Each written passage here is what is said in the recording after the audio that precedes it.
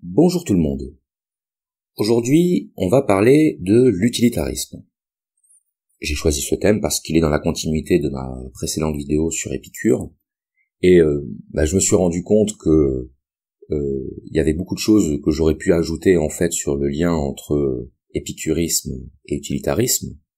Donc je me suis dit que c'était l'occasion de faire une vidéo complémentaire sur l'utilitarisme en lui-même. J'ai expliqué dans la vidéo sur l'épicurisme que l'utilitarisme s'était développé un petit peu dans la continuité de ce mouvement philosophique. L'utilitarisme est apparu, disons, principalement au XVIIIe siècle, avec Jérémie Bentham, mais en réalité, on peut trouver des traces, des germes de ce mouvement dans des philosophies antérieures. Je pense par exemple à tout le mouvement empiriste qui s'est développé dès le XVIIe siècle, qui s'est prolongé au XVIIIe sous l'influence de quelqu'un comme David Hume par exemple.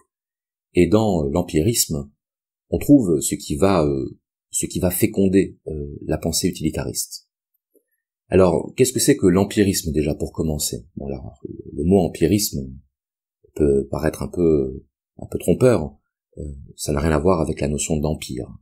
Ce n'est pas l'impérialisme, l'empirisme.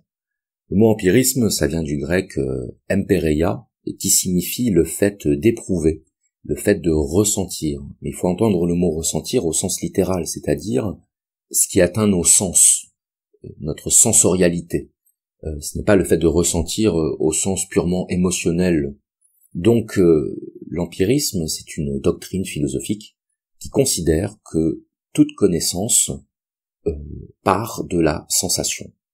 Autrement dit, tout ce que nous savons sur le monde, nous le savons parce que, à un moment donné, nous l'avons ressenti dans notre corps, ressenti dans notre chair. C'est donc l'expérience qui est première dans toute connaissance, selon les empiristes. Le mot expérience, là aussi, doit être entendu dans un sens plus large que le sens courant. Au sens courant, l'expérience, c'est le vécu, c'est la pratique. Quand on dit avoir de l'expérience dans un domaine, ça signifie qu'on l'a pratiqué pendant un certain temps. Mais en philosophie, l'expérience, c'est tout rapport sensoriel à un objet, quel qu'il soit. Donc par exemple, si je prends un verre, voilà, le verre, je le pose en face de moi, je peux le décrire, je peux en décrire les caractéristiques, parce que je le vois. Donc déjà, je peux indiquer sa forme, je peux indiquer sa couleur. Mais ce verre, je peux également le toucher. Et dans ce cas-là, je pourrais indiquer s'il est plutôt dur ou plutôt mou. De la même façon, ce verre, je peux le claquer du doigt pour voir si il produit un son. Dans ce cas-là, j'aurai une information sensorielle supplémentaire sur ce verre, et ainsi de suite.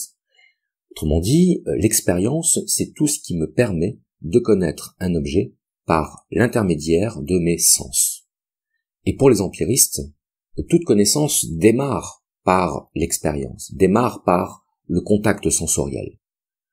Je ne vais pas traiter en fait cette position philosophique dans cette vidéo parce que c'est pas l'objet, mais j'y reviendrai dans une prochaine.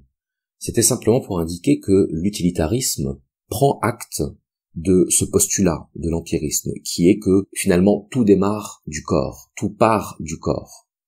Et tous les concepts, toutes les idées, toutes les pensées, mais aussi tous les sentiments que nous pouvons former en nous, sont directement corrélés à la sensation.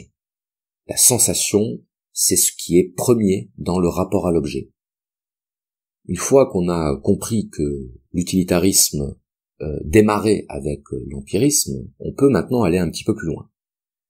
Le principe de l'utilitarisme, c'est de dire que l'homme poursuit d'abord ce qui lui procure du plaisir. Et là, on retrouve l'idée maîtresse de l'épicurisme, à savoir que l'homme est naturellement attiré par ce qui lui fait du bien, par ce qui lui procure des sensations agréables. Donc, il va poursuivre le plaisir.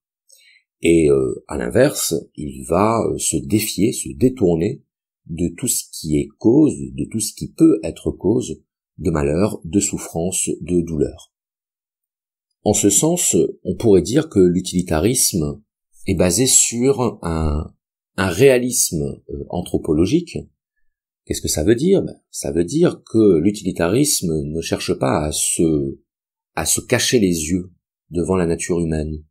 Chez les utilitaristes, on ne trouvera jamais l'idée que l'homme est attiré par le bien ou la vertu. On peut même dire que pour eux, ce serait de l'hypocrisie. Et toute l'histoire de la philosophie, toute l'histoire des idées ne serait qu'une illustration de cette hypocrisie, de ce mensonge des philosophes à eux-mêmes, qui veulent se persuader que l'homme est attiré par autre chose que la jouissance du corps. Mais en réalité, non. Pour les utilitaristes, c'est ça qui motive essentiellement l'action humaine. Mais les utilitaristes vont plus loin. C'est-à-dire que pour eux, ce n'est pas un mal. Ce n'est pas un mal de poursuivre ce qui est source de plaisir. Ce n'est tellement pas un mal que c'est même en réalité la seule chose qui vaille. On entend souvent les philosophes dire que le but de l'existence humaine, c'est d'atteindre le bonheur. Ma dernière vidéo en témoigne, puisque l'épicurisme, qui est une doctrine de l'Antiquité, avait déjà cette aspiration, accéder au bonheur. Et c'était déjà l'aspiration des stoïciens, atteindre l'ataraxie, c'est-à-dire l'absence de trouble. Jeremy Bentham va donc considérer que le but de l'existence humaine, c'est la quête du bonheur, mais pour lui, le bonheur se réduit, se résume à la jouissance physique. Si je voulais être un petit peu plus subtil, je dirais que pour Bentham, il n'y a pas de distinction à faire entre le plaisir du corps et le plaisir de l'esprit. Si vous préférez, pour vous donner un exemple un peu concret, que l'on trouve du plaisir et du bonheur en plongeant les doigts dans la confiture pour les lécher, ou qu'on trouve son bonheur dans la lecture d'un poème, pour Bentham, finalement, peu importe. C'est une distinction qui, sortie du cadre théorique, n'a plus aucune répercussion. Le plaisir est le plaisir, le bonheur est le bonheur. Pour Bentham, le plaisir, c'est le bonheur, et le plaisir ne se discute pas. De ce point de vue-là, il n'y a pas chez Bentham une hiérarchie des plaisirs. Il n'y a pas une distinction, une séparation entre ce qu'on pourrait appeler des plaisirs nobles et des plaisirs vils. À partir du moment où l'individu éprouve du plaisir dans une action, il faut considérer que ce plaisir se justifie de par son existence même. On voit donc que l'utilitarisme est en quelque sorte basé sur un subjectivisme, c'est-à-dire le fait que tout se ramène au sujet, à l'individu. On dit souvent des goûts et des couleurs, on ne discute pas. Ça signifie que si j'ai une préférence esthétique ou gustative, eh bien, personne ne pourra me convaincre que ma préférence est fausse. Si je dis que j'aime la viande rouge, et que quelqu'un me dit que j'ai tort, je continuerai à aimer la viande rouge. Vous voyez ce que je veux dire, hein. Le goût et la sensibilité sont une affaire de subjectivité, c'est-à-dire une affaire individuelle. Pour Bentham, ce n'est pas un problème. Ce n'est pas un problème, puisque après tout, si tout démarre avec le corps, si tout démarre avec l'expérience sensorielle, bien, il faut bien admettre que chaque individu soit son propre baromètre, le baromètre de son plaisir, de son bonheur. Alors, je n'ai pas développé cette identification du plaisir au bonheur chez Bentham, tout simplement parce que lui-même ne la développe pas. Il explique en fait que le mot bonheur n'est qu'une abstraction un petit peu ronflante, une sorte d'intellectualisation et de conceptualisation de quelque chose qui en réalité est beaucoup plus basique et primitif, qui est le plaisir. Maintenant, que faire avec ça? Que faire lorsqu'on a dit que le but de la vie était la recherche du plaisir et que chacun était finalement le propre décideur de son plaisir individuel? Eh bien, Jeremy Bentham va essayer de mettre en place un système qui soit à la fois philosophique mais aussi politique pour savoir comment faire émerger une société heureuse. Partons du principe que si le but de l'existence individuelle c'est la poursuite du bonheur individuel, eh bien le but de l'humanité c'est la recherche du bonheur universel. Alors comment poser les fondements de cette société du bonheur universel? Eh bien, simplement en rappelant quelques principes. Le système conçu par Bentham n'est pas en réalité un système moral. Pourquoi? Parce que pour lui, étant donné que seul le plaisir est à considérer, toute autre considération serait superflue. Ce qu'on appelle la morale, dans nos termes actuels, c'est un ensemble de règles que l'on doit suivre pour se diriger vers ce qu'on appellera le bien ou la vertu. Par exemple, on dira qu'il est mal de blesser quelqu'un ou de tuer quelqu'un. Il est mal de voler. Il est mal d'abuser de la faiblesse de quelqu'un, etc., etc. Eh bien, pour Bentham, cette idée-là, elle n'a aucun sens. Elle n'a aucun sens parce qu'en fait, elle n'est qu'une émanation de l'esprit, une émanation de la pensée, mais qui n'a aucune prise avec la réalité du monde et la réalité de la nature humaine. C'est une abstraction qui ne sert qu'à masquer, qui ne sert qu'à travestir la réalité de cette nature humaine. Et ce que dit Bentham, c'est que ce que nous appelons bien, ce que nous appelons vertu, au sens moral du terme, ce n'est que la forme déguisée de ce qui constitue en réalité pour nous un bonheur et du plaisir. Donc plutôt que de se mentir avec la morale, plutôt que de se mentir avec des concepts comme le concept de bien, le concept de mal, le concept de dignité par exemple, le concept de respect, toutes ces choses-là, plutôt que de faire croire que l'homme serait finalement plus noble que ce qu'il n'est en réalité, eh bien autant partir de la réalité de l'être humain, autant partir de cette aspiration véridique qui est la recherche du plaisir, pour construire une société heureuse. Parce qu'après tout, nous dit Bentham, dans une société où tout le monde serait heureux, on ne se poserait pas de questions morales. En réalité, la morale est d'abord conçue comme un moyen d'atteindre le bonheur. Ce qui est suggéré dans la morale, c'est que si chacun respecte les règles de la morale, tout le monde sera heureux, en tout cas le plus grand nombre. Par exemple, le fait de dire qu'il ne faut pas tuer quelqu'un, c'est parce que ça produirait de la souffrance. La souffrance de celui qui serait tué, s'il meurt avec souffrance, la souffrance également de ses proches qui perdent un être cher, et on peut s'apercevoir que pour toutes les règles morales, à chaque fois, il s'agit d'éviter une souffrance. Et que donc, après tout, la morale ne serait qu'une espèce de convention qui ne reposerait sur rien de réel, sur rien de tangible, mais qui aurait pour effet, qui aurait pour résultat de diminuer autant que faire se peut la souffrance de l'humanité. Donc si la morale a pour but le bonheur de l'humanité, bien autant enlever tous les intermédiaires. Et la morale est un intermédiaire, selon Bentham, qui doit être écarté. Je me souviens avoir lu un texte de Bentham dans lequel il écrivait que la notion même de dignité était une absurdité montée sur des échasses. La notion de dignité, selon Bentham, ne repose sur rien. Tout simplement parce qu'on n'en trouve aucune trace dans la matière, on n'en trouve aucune trace non plus dans l'expérience. Et qu'à partir de là, il n'y a pas lieu de postuler l'existence d'une telle notion, en tout cas il n'y a pas lieu de postuler sa légitimité, sa pertinence. Pour Bentham, ce qu'on appelle la dignité, ce n'est rien d'autre que l'effet produit dans notre corps par ce que l'on considère comme étant des atteintes à cette prétendue dignité. Si vous voyez quelqu'un souffrir en face de vous, quelqu'un que l'on est en train de massacrer physiquement, vous allez éprouver une souffrance intérieure.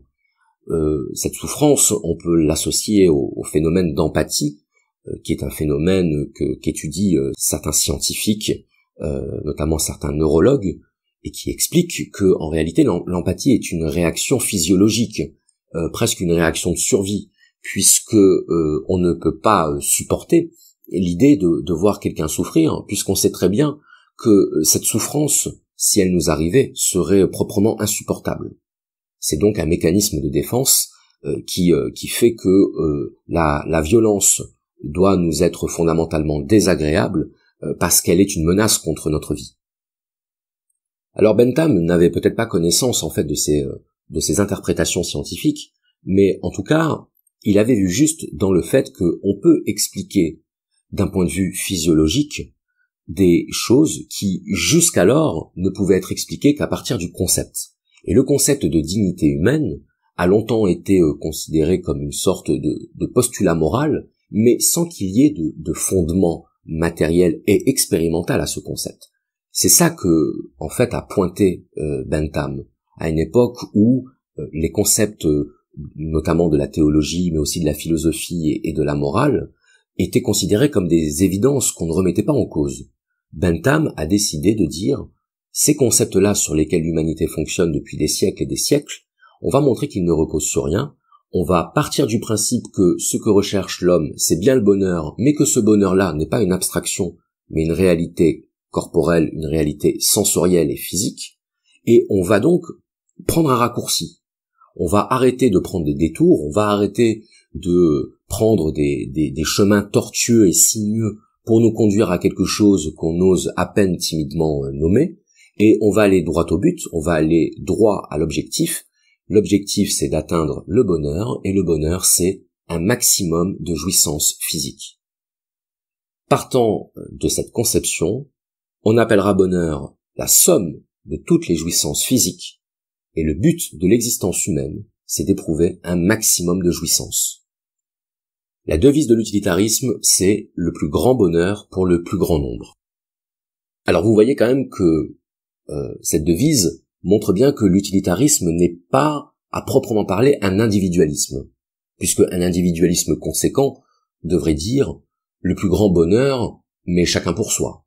Là, il s'agit de dire le plus grand bonheur pour le plus grand nombre. Autrement dit, il incombe à chaque individu de travailler non seulement à son propre bonheur, puisqu'il fait partie de l'humanité, mais aussi au bonheur de son prochain, au bonheur des autres, puisque peu importe qui éprouve du plaisir, peu importe qui est heureux, à partir du moment où il y a du plaisir, à partir du moment où il y a du bonheur. Voilà pourquoi l'individu n'a finalement pas un si grand statut dans la philosophie utilitariste, puisque l'individu en vaut un autre, et qu'après tout, du moment que quelqu'un est heureux, on se fiche de savoir qui est heureux. Et ça peut être aussi bien soi que les autres, même si évidemment Bentham reconnaît que on travaille d'abord à notre bonheur individuel, mais dans une perspective utilitariste globale, c'est-à-dire collective, voire politique, ce qui compte, c'est le plus grand bonheur du plus grand nombre, c'est-à-dire qu'un maximum de plaisir soit éprouvé. Il y a donc ce que certains appelleraient une sacralisation du plaisir. Alors on peut le dire, même si le mot de sacralisation est déjà ambivalent, puisque s'il y a du sacré, c'est qu'il y a du profane, et Bentham refuse purement et simplement cette distinction entre sacré et profane. On l'a vu tout à l'heure, avec le concept de dignité, ces concepts prétendument sacrés ne reposent sur rien. À partir de là, ils n'ont pas de validité dans le système utilitariste. Donc le plus grand bonheur pour le plus grand nombre, ça signifie qu'il faut rechercher un maximum de bonheur au niveau individuel et multiplier ce bonheur individuel par le nombre d'individus qui existent sur Terre. D'individus qui existent sur Terre, ça tient compte également des animaux, puisque si on admet que les animaux éprouvent des sensations, il n'y a aucune raison que les animaux soient écartés du processus d'accès au bonheur qui est visé par l'utilitarisme. C'est pour ça qu'un penseur contemporain comme Peter Singer, un philosophe australien, s'inspire énormément de la pensée utilitariste et de Jeremy Bentham, en disant que tout ce qui est susceptible d'éprouver du plaisir ou de la souffrance doit être pris en compte dans un système politico-philosophique qui aurait pour objectif le plus grand bonheur pour le plus grand nombre. Le plus grand bonheur pour le plus grand nombre, ça signifie que tout ce qui est susceptible d'être heureux doit être incorporé dans l'équation. Le plus grand bonheur du plus grand nombre, on voit ici quelque chose qui nous fait penser à une mathématisation de la philosophie. On est sur des critères quantitatifs. Vous avez remarqué qu'à aucun moment Bentham ne dit ce qui est bon, ce qui est mauvais, ce qui est source de plaisir et ce qui ne l'est pas, puisqu'il laisse l'individu à ses propres préférences. Mais le plus grand bonheur du plus grand nombre, ça signifie bien qu'on est dans la recherche de la quantité de plaisir. On va donc être dans une arithmétique du plaisir et dans une arithmétique morale. Et ça, c'est une idée qui souvent est assez bien comprise lorsqu'elle est énoncée de manière abstraite, comme je viens de le faire, mais qui va soulever quelques difficultés à partir du moment où on va prendre en considération ses répercussions pratiques. Alors, quelques exemples pratiques de cette prescription utilitariste. On va prendre une situation. On va prendre le cas d'un homme qui serait, un arrivant dans un village, dans une communauté. C'est un étranger en fait qui entre dans une communauté et supposons que tous les membres de la communauté soient d'accord pour tuer cet individu, cet étranger qui n'a rien à faire ici. Imaginons qu'ils décident de mettre leur dessein à exécution et qu'ils se ruent sur lui et le tuent physiquement. Dans ce cas-là, qu'est-ce qui se sera passé? Eh bien, on aura eu un individu qui se sera fait tuer sous les coups d'une multitude d'autres individus, qui aura souffert jusqu'à mourir. Bien, cette souffrance, on peut imaginer qu'elle a dû être assez considérable. La seule chose, c'est qu'elle n'a été éprouvée que par un seul individu, celui précisément qui s'est fait tuer. Maintenant, imaginons que cette communauté de villageois soit au nombre de 200, 300, 500, et que, même si tous ne participent pas de manière directe à sa mort, à sa mise à mort physique, eh bien, au moins y assiste-t-il avec une certaine jubilation. Dans ce cas-là, qu'est-ce qu'il s'est passé? Eh bien, on a une communauté d'environ 500 personnes qui aura éprouvé du plaisir dans le spectacle de la mort d'autrui. Et si on multiplie chacune de ces petites jubilations par le nombre de villageois, eh bien on va obtenir un indicateur de bonheur qui sera très largement supérieur à la souffrance qu'aura éprouvé celui qui s'est fait tuer. Dans ce cas-là, qu'est-ce qu'on a? Eh bien, on a un acte que la morale qualifierait sans aucune ambiguïté de mal. La morale nous dirait par exemple que, dans ce cas précis, les villageois ont nié la dignité de la personne humaine qu'ils massacraient, et que donc on a affaire à un acte purement et simplement immoral. Autrement dit, la morale ne pourra pas justifier à aucun moment la mise à mort de cet individu. C'est une question de principe, c'est-à-dire que ce n'est pas quelque chose qui se discute. Maintenant, quel serait le point de vue des utilitaristes? Eh bien, il faut imaginer que l'utilitariste, c'est quelqu'un qui arrive, disons, à la fin de la bataille, et qui prend un petit carnet sur lequel il va noter le taux de souffrance qui a été produit dans ce lieu, et le taux de plaisir qui a été produit sur ce même lieu. Et donc, il va procéder à une petite analyse, à un petit calcul, et à la fin de son calcul, il va statuer que cet acte était bon parce qu'il a produit plus de plaisir que de souffrance. En d'autres termes, peu importe ce que dit la morale sur le bien ou le mal que représente telle ou telle action, peu importe que ce soit jugé bien ou mal, la question c'est de savoir est-ce que ça a produit plus de plaisir ou plus de souffrance. Si la réponse c'est ça a produit plus de plaisir, eh bien il faut admettre que cet acte était bon. S'il a produit plus de souffrance, il faut admettre que cet acte était mauvais. Point. C'est tout. C'est terminé. Ça s'arrête là. Il n'y a aucune autre forme de légitimation, il n'y a aucune autre forme de justification d'un acte que ce simple calcul qui consiste à déterminer si un acte a été plus bénéfique ou plus maléfique. Donc on récapitule. Comme ça, je vous laisse un peu reprendre vos esprits. Les utilitaristes partent du principe que tout démarre avec le corps et que, de manière fondamentale et primitive, tout rapport avec le monde n'est qu'un rapport sensoriel. Partant de ce principe, on ajoute le fait que l'homme est attiré par ce qui le rend heureux et que c'est une très bonne chose, puisque le bonheur doit constituer le but, la finalité de l'humanité.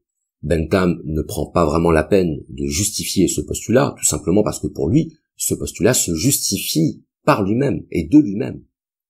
C'est-à-dire qu'il suffit d'observer les hommes pour se rendre compte qu'ils poursuivent le plaisir, qu'ils poursuivent la jouissance et qu'il fuit la souffrance. Dans ce cas-là, on part de la réalité, c'est ce fameux réalisme anthropologique, et on l'accepte, on essaye simplement de savoir comment on peut faire pour favoriser cette quête du bonheur. Et étant admis que ce qu'on appelle le bonheur se réduit en réalité au plaisir et à la jouissance du corps, eh bien, on va mettre en place un système législatif qui va consister à atteindre le plus grand bonheur du plus grand nombre, autrement dit, à favoriser, à maximiser la jouissance étant éprouvée par l'ensemble des êtres sensibles. Le reste n'est qu'une illustration pratique de cette doctrine. L'exemple que j'ai pris tout à l'heure était une illustration parmi d'autres, on pourrait en prendre beaucoup d'autres. Par exemple, si on pose la question que pensent les utilitaristes du vol, le fait de voler quelque chose? Un utilitariste conséquent répondrait mais t'as rien compris, puisqu'on vient de t'expliquer qu'un acte n'est ni bon ni mauvais a priori, il l'est toujours de par ses conséquences en termes de souffrance ou de bonheur. L'utilitarisme est ce qu'on appelle un conséquentialisme. Le conséquentialisme, c'est toute doctrine morale qui juge une action à partir de ses conséquences et non pas à partir des principes qui la motivent. Donc si on commence à demander aux utilitaristes ce qu'ils pensent de tel ou tel acte, mais ils auront toujours la même réponse, qui sera « ça dépend ». Ça dépend de quoi? Ça dépend si tel acte, à tel moment, dans tel contexte précis, a produit plus de bonheur ou plus de malheur. Et lorsqu'on aura fait le calcul, on pourra dire a posteriori si cet acte était bon ou mauvais. Point. C'est tout ce qui compte. C'est tout ce qui justifie la morale utilitariste. C'est tout ce qui justifie qu'on juge une action comme étant bonne ou mauvaise, c'est-à-dire la quantité de bonheur qu'elle aura réussi à produire. Donc ce qui est certain, c'est que si on a une culture, disons religieuse, ou une culture morale assez marquée, assez ancrée en soi, on ne va pas s'intéresser plus avant à l'utilitarisme. On va dire c'est pas pour moi, je refuse d'agir dans ma pratique quotidienne comme s'il n'y avait pas de principe, comme si rien n'était sacré, comme si finalement tout était justifiable à partir du moment où on pouvait en éprouver du plaisir. Dans ce cas-là, on va dire que le sadisme, le fait d'aimer faire souffrir les autres, peut être justifié d'un point de vue utilitariste, puisqu'après tout, si le sadique éprouve beaucoup de plaisir, peut-être qu'il arrivera à éprouver plus de plaisir que sa victime n'éprouve de souffrance. Et puis peut-être d'ailleurs même qu'on peut aller encore plus loin en disant que il suffit que la victime ne soit pas consciente ou qu'elle soit endormie au moment où on la tue pour que cet acte n'ait produit aucune souffrance. Et dans ce cas-là, vu que le criminel éprouvera peut-être une jouissance dans ce crime, eh bien dans ce cas-là on va dire l'acte était bon puisqu'il a produit la jouissance du criminel. On peut purement et simplement considérer que c'est une doctrine totalement folle sur le plan éthique. Il faut bien comprendre que pour Bentham c'est une remise en cause fondamentale des principes de l'éthique. Et si ça vous intéresse, je vous invite pour ma part à vous y pencher. Mais pour autant, ce n'est pas parce que la doctrine utilitariste est finalement très simple que ça résout tous les problèmes. Parce qu'en réalité, cette doctrine, elle pose un certain nombre de problèmes, et ces problèmes-là, Bentham les a lui-même identifiés. Et en fait, pour lui, le principal problème, ce n'est pas de savoir si on heurte les sensibilités morales ou religieuses de chacun, parce que ça, on l'a bien vu qu'ils s'en désintéressaient totalement. La question, c'est de savoir, mais comment faire pour déterminer la quantité de plaisir et la quantité de souffrance, et surtout comment faire pour savoir laquelle gagne à la fin. Parce que il n'existe pas de thermomètre du plaisir ou de thermomètre de la souffrance, et que puisque, on l'a vu tout à l'heure, chacun est le propre baromètre de sa souffrance ou de son plaisir, ça rend le problème d'autant plus difficile. Il n'y a pas de critère objectif d'évaluation du bonheur. Donc comment faire? C'est là qu'est le principal problème. Alors Bentham résout, sans le résoudre, ce problème simplement en disant que chacun possède une rationalité. Et la rationalité, qu'est-ce que c'est? C'est précisément la capacité à faire des calculs, à faire des comparaisons, à faire des évaluations, et que chacun doit être le propre géomètre de son plaisir et de sa souffrance. Là encore, il donne quelques exemples. Il prend l'exemple de celui qui s'enivre le soir et qui finalement va subir des effets négatifs de cette ivresse. Ça rejoint l'exemple que j'avais donné avec l'épicurisme, où si je prends du plaisir à boire du vin, j'éprouverai en contrepartie de la souffrance au réveil. J'aurai un mal de crâne qui pourra peut-être me faire regretter le plaisir que j'ai éprouvé la veille. Bentham va reprendre cette idée qu'on appelle le calcul hédoniste. Hédoniste, ça vient du grec puisque ça désigne tout ce qui concerne la sensation. L'hédonisme, en fait, c'est la recherche du plaisir des sens. Et une philosophie hédoniste, c'est une philosophie qui se donne pour objectif de maximiser, d'optimiser les jouissances du corps. Donc le calcul hédoniste, c'est le procédé par lequel chacun est amené à comparer par anticipation la quantité de plaisir et la quantité de déplaisir que produira telle action. Donc sur l'exemple de l'ivresse, Bentham va cocher la colonne des plus en disant que l'ivresse est une sensation agréable. Et puis dans la colonne des moins, il va noter d'autres choses. Par exemple, on pourra dire le mal de crâne le lendemain. Et puis également la réputation qu'entraîne le fait de s'enivrer. Bon, alors on est au XVIIIe siècle, on s'est peut-être un petit peu libéré par rapport à ça, mais dans tous les cas, le fait d'avoir une réputation d'homme ou de femme qui boit, c'est quelque chose qui peut être pénalisant sur le plan social. À partir de là, ça doit être pris en compte, finalement, dans ce petit calcul hédoniste. Donc on va le mettre dans la colonne des moins. Et puis il faudra également penser à la souffrance qu'on cause parmi nos proches, qui peuvent justement être heurtés par ce comportement, par cette recherche de l'ivresse. Eh bien, cette souffrance de nos proches, on va, là encore, la prendre en compte, et la mettre dans la colonne des moins. Et puis, on peut également parler du fait que acheter de l'alcool, c'est dépenser de l'argent qui finalement pourrait être placé dans des choses plus utiles pour notre bonheur personnel. Donc, cette perte d'argent est elle aussi à prendre en compte, la mettre dans la colonne des moins. Au final, on se retrouve avec un calcul, avec une balance des plaisirs et des peines, des plaisirs et de la souffrance, qui va pencher plutôt du côté des peines, et qui donc va nous indiquer que, à bien y regarder et tout bien considérer, ce plaisir n'en valait pas la peine.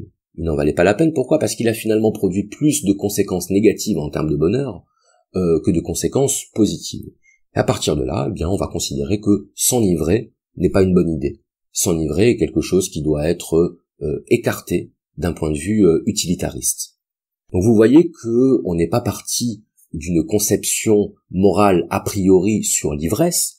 On n'est pas parti, par exemple, de l'idée que l'ivresse peut traduire une faiblesse, une incapacité à surmonter la réalité, un besoin d'évasion qui traduit une inaptitude à la réalité, un manque, une sorte de comportement pathologique. On n'est pas parti de tout ça. Parce que tout ça, pour les utilitaristes, ce sont des a priori qui n'ont rien à faire dans le calcul hédoniste, qui est le seul critère d'évaluation du bien fondé ou du mal fondé d'une action. On est simplement parti de l'idée que si cette action avait produit plus de plaisir que de souffrance, elle aurait été bonne, mais que comme ce n'est pas le cas, c'est toujours le réel qui statue en dernier lieu, elle doit être considérée comme mauvaise. Alors vous aurez sans doute été interpellé par le titre de la vidéo, qui est l'utilitarisme, jouir sans entrave. Évidemment, j'ai été un petit peu provocateur en choisissant ce titre, puisque jouir sans entrave, je fais évidemment référence à un slogan de mai 68, mais ça se justifie puisque les événements de mai 68, dans leur partie estudiantine, étaient largement inspirés en fait des principes de l'utilitarisme, basés sur la libéralisation des mœurs, puisque des mœurs conservatrices et contraignantes constitueraient un obstacle à l'accès au bonheur. Voilà pourquoi la philosophie de mai 68 est elle aussi une philosophie hédoniste. Mais je disais que j'ai été un petit peu provocateur, parce que si on veut bien être un petit peu plus subtil, en réalité il y a des entraves à la jouissance dans l'utilitarisme, mais ces entraves ne sont que logistiques, elles ne sont que fonctionnelles, c'est-à-dire que la seule entrave à un plaisir, c'est la quantité de souffrance que ce plaisir sera susceptible d'occasionner, auquel cas il peut ne pas en valoir la peine. Mais c'est la seule entrave qui est posée dans la recherche de la jouissance, et cette limite qui est posée, elle doit être prise en compte par chacun, tout simplement pour limiter la quantité de souffrance inutile qui serait produite par méconnaissance ou par précipitation. Vous voyez l'idée que j'ai quelque chose qui me fait envie, je vais le consommer parce que ça va me procurer du plaisir, d'accord, mais à ce moment-là, je ne pense pas aux répercussions négatives qu'il peut y avoir. Et donc, je ne fais pas le travail que je suis censé faire dans une perspective utilitariste, qui est de procéder à ce calcul des plaisirs et des peines avant de me décider. Mais hormis cette entrave purement technique, en réalité, il n'y a pas d'obstacle à la poursuite du plaisir et à la poursuite de la jouissance. Je terminerai cette vidéo en essayant de mettre le doigt sur quelque chose. Vous avez remarqué que quand je fais une vidéo de philosophie, je choisis un thème. Ça peut être un auteur, ça peut être un mouvement, ou ça peut être un concept, peu importe. Mais dans tous les cas, mes vidéos vous arrivent sous une forme fragmentée. J'aimerais bien être en mesure de faire une sorte d'hyper vidéo, de vidéo globale qui intégrerait tout ce que j'ai à vous dire, mais c'est difficile pour ne pas dire impossible. Mais si on observe un petit peu le mouvement qui est décrit au fil de l'histoire, au fil de l'évolution humaine, on s'aperçoit que certains principes qui gouvernaient la pensée dans l'Antiquité ont été progressivement rejetés, progressivement écartés, et ça donne une assez bonne indication sur l'évolution de nos sociétés. On a vu que chez les Grecs, il y avait une notion fondamentale qui était la notion de modération, la notion d'équilibre, de tempérance. On trouve également ce mot dans les textes de philosophie. Et progressivement, cette idée de modération a été considérée comme quelque chose qui ne reposait sur rien de réel, sur rien de concret, sur rien de matériel, rien qu'on ne pouvait mesurer. Donc on a eu une évolution vers une forme de matérialisme de la pensée, qui allait vers toujours moins d'abstraction, toujours moins de spiritualité dans l'interprétation du monde et dans la construction des théories philosophiques. Et on s'aperçoit que malgré cette entreprise de démolition de la sphère spirituelle, la spiritualité en réalité n'a pas disparu. On pourrait dire que la spiritualité a investi le champ matérialiste au sens où les principes de ce matérialisme, c'est-à-dire de ne considérer que le corps et que ce qui a une existence matérielle, ces principes ont fini par revêtir une forme quasi religieuse. Ce que j'appelle religieux, c'est précisément la distinction entre le sacré et le profane. Alors, ces mots de sacré et de profane, ils ne sont pas employés directement par les représentants de ce matérialisme. Mais en même temps, est-ce qu'on pourrait s'attendre à ce qu'ils emploient ces termes, puisque précisément pour eux, la spiritualité n'a pas sa place. Alors, le meilleur moyen en fait de répondre à la question, c'est d'observer la manière dont ils se positionnent par rapport à ces principes matérialistes, et de se demander si, pour eux, ces principes-là sont intangibles. Ces principes-là sont finalement des dogmes, c'est-à-dire des choses en lesquelles on adhère et qu'on ne remettra en cause sous aucun prétexte, puisque les remettre en cause, ce serait enfreindre la raison, des choses comme ça. Est-ce que le concept de raison, est-ce que le concept de matière sont des concepts sacrés ou pas? Et si la réponse est oui, dans la manière dont ces concepts sont défendus avec ardeur, on pourra considérer que le matérialisme peut aussi revêtir une forme spirituelle, voire religieuse.